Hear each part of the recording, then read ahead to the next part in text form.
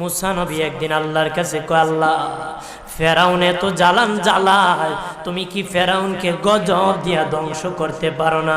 আমার আল্লাহ কয়, মুসা আমি ফেরাউনকে 4টা কারণে গজব দেই না। কয় কারণে? ফেরাউনকে 4টা কারণে গজব দেই না।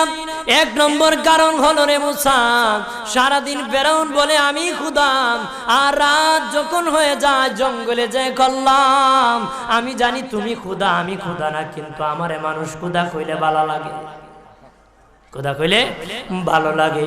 প্রভু তাই তুমি বিরক্ত হইয়া আমার উপর গজব দিও না। আল্লাহ বলে, মুসা রে ওই ফেরাউনের রাত্রির দুয়ার কারণে আমি আল্লাহ তার উপর গজব দেই না।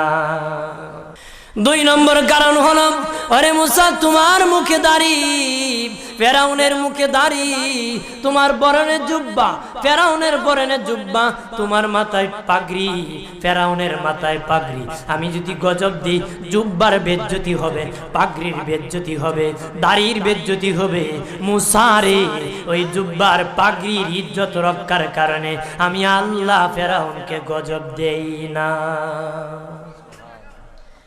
3 নম্বর কারণ হলো, আল্লাহ বলেন মুসা রে মুসা 3 নম্বর কারণ হলো, ফেরাউনের বাড়িতে একটা এতিমখানা আছে, প্রতিদিন দুপুর বেলায় এতিমরা ফেরাউনের বাড়িতে মেহমানদারি করে।